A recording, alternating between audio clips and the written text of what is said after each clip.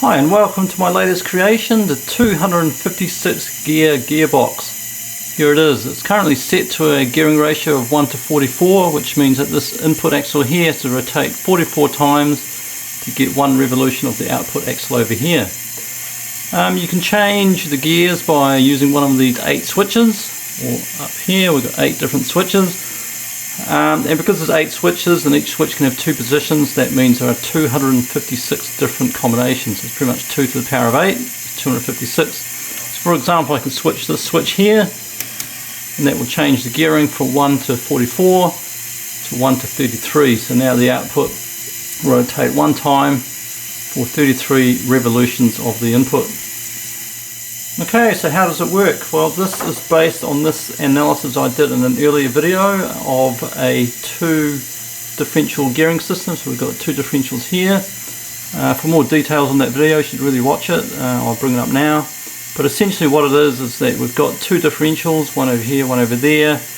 They are connected from the input and output axles through a ratio of A0 to A1 there, A2 to A3, and then around here we've got B0 to B1 in that direction and B2 to B3 in that direction. And like I said, you should really watch the detailed video on this, but at the end of that the conclusion is that the input to output ratio is given by this large equation here, and I've used this equation to be able to design pretty much any N to P gearing system that you might want to create. Now I thought it'd be interesting, rather than manually designing each of these gearing ratios, A0 to A1 and things like that, it would be interesting to replace each of these ratios with some sort of switching system. So what I did, I came up with a switching prototype, which I'll just show you now.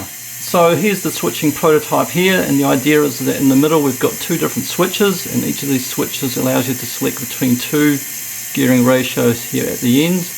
So for example, I've got a gearing ratio here of 5 to 7 and a 1 to 3. So this switch here allows me to select between either the 5 to 7 or the 1 to 3.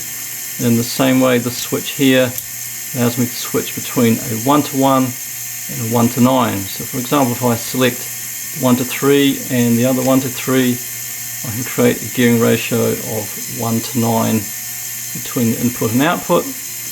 But if I switch this one to a 1 to 1, then it just simply becomes a 1 to 3.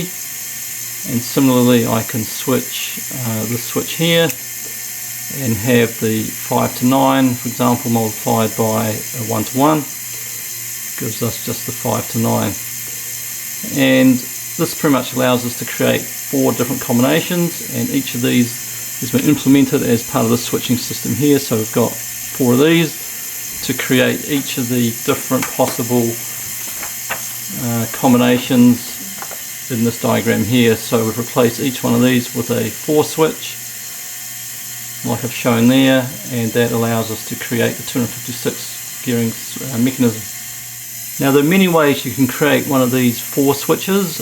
Each of these can be replaced by many different gearing ratios that LEGO Technic allows you to create. So for example, here we've got the 5 to 7, you can have a 1 to 2, you can have a 2 to 1, 1 to 4, 4 to 1, 1 to 5, 5 to 1, 3 to 5, 5 to 3. So there are many combinations. Obviously there's probably about 10 or 12 different combinations that you can use for each of these. So you end up with many hundreds of different possible 4-way switches. And of course those hundreds of 4-way switches can be implemented in many more combinations to create the overall 256 gearing box. So what I did to work out this particular design is I wrote a computer program to go through all the possible combinations of 256 gearing boxes. There were many thousands of them, and I ended up choosing this one. So this shows you here the solution that's used for all the different switches. So for example, switch 0 switches between a 2 to 1 and a 1 to 3, depending on the position 0 and position 1. Switch 1 between 1 to 4 and 5 to 3, etc, all the way down to switch 7. And if you work out all the possible gearing ratios you can create, I've ended up with a giant list of 4 pages of all the ratios and the required combinations for the switches. I won't bore you with all of those, but I'll just show you a couple at the top.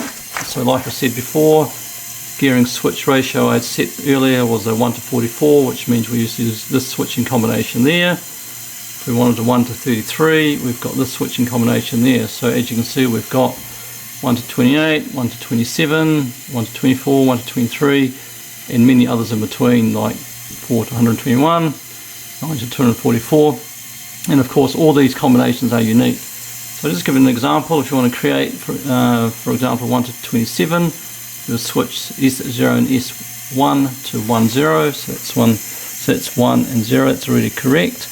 You'll switch this one to 0, 1, so we'll put this onto 0 and then onto 1. This one here needs to be 0, 1 in this direction, and 0, 1 in that direction. So we've now created a 1 to 27 gearing ratio, so it's 27 turns at the input for 1 revolution at the output. Now this gearbox is not very practical, of course. It's over 950 parts, so I don't recommend you put it into your next Lego truck or car.